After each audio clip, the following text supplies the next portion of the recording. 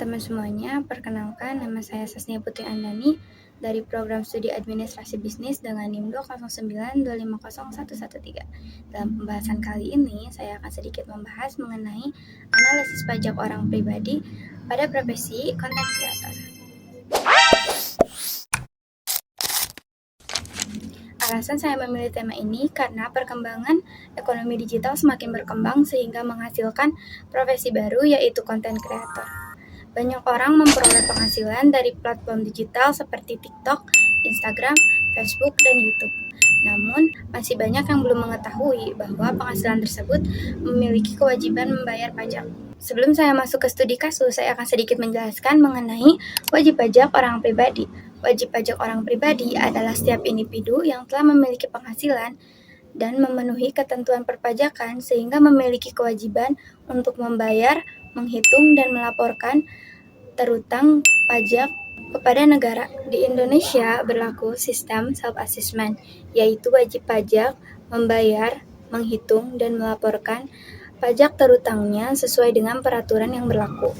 Oleh karena itu, konten kreator yang memiliki penghasilan dari YouTube, TikTok, Instagram, affiliate marketing, dan endorsement itu juga termasuk wajib pajak orang pribadi dan wajib memenuhi kewajiban perpajakannya. Nah, dalam studi kasus kali ini, saya akan mengambil contoh salah satu konten kreator yang bernama Rizky Permana, berusia 26 tahun, belum menikah, dan berdomisili di Bandung. Rizky aktif membuat konten tentang teknologi dan review gadget di YouTube, TikTok, Instagram, sehingga pengikutnya terus meningkat dan memperoleh penghasilan di berbagai sumber. Berikut adalah penghasilan Rizky dalam 1 tahun.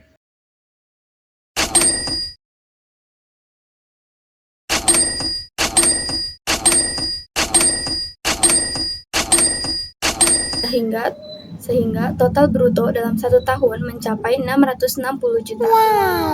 Untuk menjalankan pekerjaannya, Rizky mengeluarkan 120 juta untuk biaya operasional seperti memberi kamera, laptop, internet, software editing, listrik, transportasi, dan honor editor. Sebagai konten kreator, Rizky harus memenuhi beberapa kewajiban perpajakan, seperti yang pertama, memiliki NPWP, 2, mencatat biaya operasional dan penghasilannya, ketiga, menghitung pajak PPh pribadi atau PPh terutang, keempat, membayar pajak sesuai ketentuan yang berlaku, dan kelima, melaporkan pajak SPT tahunan kepada Direktorat Jenderal Pajak.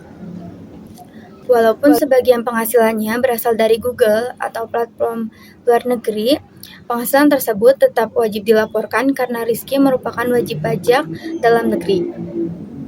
Dan selanjutnya saya akan menjelaskan perhitungan perpajakannya. Total penghasilan Rizky adalah 660 juta. Kemudian penghasilan tersebut dikurangi oleh biaya operasional sebesar 120 juta. Maka penghasilan netonya adalah 540 juta. Karena status Rizky belum menikah atau TK0, maka PTKP yang digunakannya adalah 54 juta. Dengan demikian, penghasilan yang kena pajak atau PKP adalah 540 juta dikurangi dengan 54 juta sama dengan 486 juta. Perhitungan pajak penghasilan menggunakan tarif progresif sesuai dengan Undang-Undang Harmonisasi Peraturan Perpajakan atau UU HPP. Langkah selanjutnya adalah menghitung pajak penghasilan menggunakan tarif progresif pasal 17 Undang-Undang Pajak Penghasilan. Perhitungannya dibagi menjadi 3 lapisan. Lapisan pertama, 60 juta pertama dikenakan tarif 5% sehingga pajaknya sebesar 3 juta. Lapisan kedua, 190 juta berikutnya dikenakan tarif 15% sehingga pajaknya menjadi 28,5 juta. Selanjutnya, sisa PKP sebesar 236 juta dikenakan tarif 25% sama dengan 59 juta. Karena PKP-nya tidak melebihi 500 juta, maka tarif 30% dan 35% tidak digunakan. Dengan demikian dapat disimpulkan bahwa total PPh terutang Rizky dalam 1 tahun adalah 90,5 juta yang dihitung berdasarkan tarif progresif sesuai dengan ketentuan yang berlaku.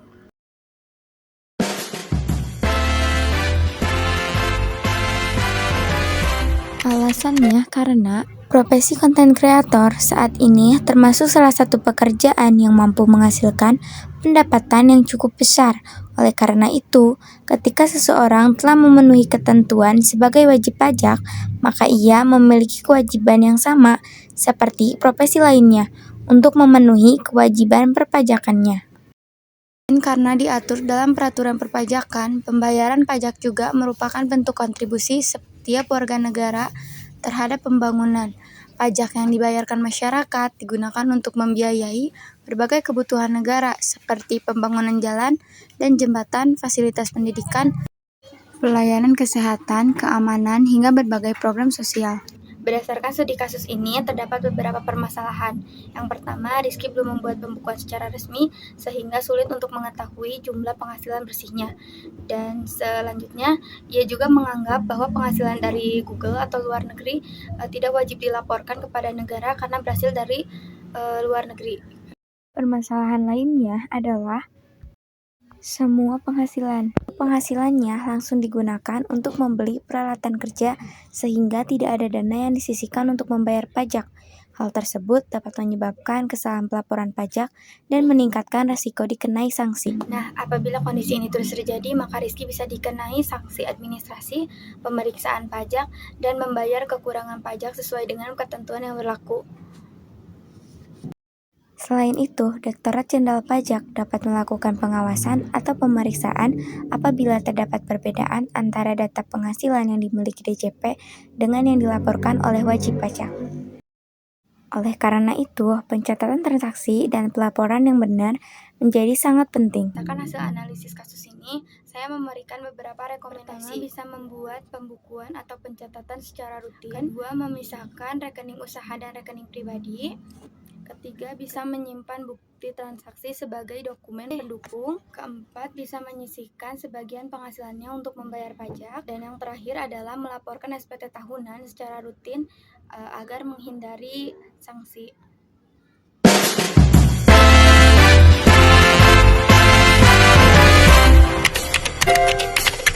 Berikut ini adalah manfaat kepatuhan bagi konten kreator. Selain terhindar dari sanksi administrasi, kepatuhan pajak juga memberikan berbagai manfaat bagi konten kreator. Dengan melaporkan dan membayar pajak secara tertib, seseorang memiliki bukti penghasilan yang resmi. Dokumen ini sangat berguna ketika ingin mengajukan pinjaman ke bank atau mengurus kredit karena pihak bank dapat melihat bahwa penghasilan yang diperoleh jelas dan dapat dipertanggungjawabkan. Tidak hanya itu, laporan pajak yang rapi juga dapat meningkatkan kredibilitas seorang konten kreator. Banyak perusahaan dan brand besar lebih percaya untuk kerjasama dengan kreator yang memiliki administrasi keuangan yang tertib, termasuk kepatuhan dalam memenuhi kewajiban perpajakan. Oleh karena itu, membayar pajak bukan hanya sekadar memenuhi kewajiban sebagai warga negara, tetapi juga menjadi investasi untuk membangun reputasi profesional serta membuka peluang kerja yang sama, yang lebih luas di masa depan. Nah, sebagai kesimpulannya, seorang konten kreator merupakan salah satu profesi di era digital yang memiliki kewajiban untuk membayar pajak, sebagaimana wajib pajak orang pribadi lainnya. Nah, seluruh penghasilan dari TikTok, Instagram, YouTube, endorsement, affiliate marketing, dan produk digital merupakan objek wajib pajak Yang harus dihitung, dibayar, serta dilaporkan sesuai ketentuan yang berlaku. Melalui kepatuhan perpajakan, seorang konten kreator tidak hanya menghindari sanksi, tetapi juga ikut berkontribusi dalam pembangunan negara melalui penerimaan pajak. Oleh karena itu, diperlukannya peningkatan pemahaman dan kesadaran perpajakan di kalangan konten kreator, agar mereka mampu memenuhi kewajiban perpajakan secara benar sesuai ketentuan yang berlaku. Dengan demikian, aktivitas ekonomi di era digital dapat berkembang secara profesional, transparan, dan mampu memberikan manfaat bagi para pelaku usaha maupun bagi negara. Mungkin hanya itu yang bisa saya sampaikan. Terima kasih untuk perhatiannya dan mohon maaf bila masih banyak kekurangan dan kesalahan karena kesempurnaan hanya milik Allah Subhanahu wa taala. Wassalamualaikum warahmatullahi wabarakatuh.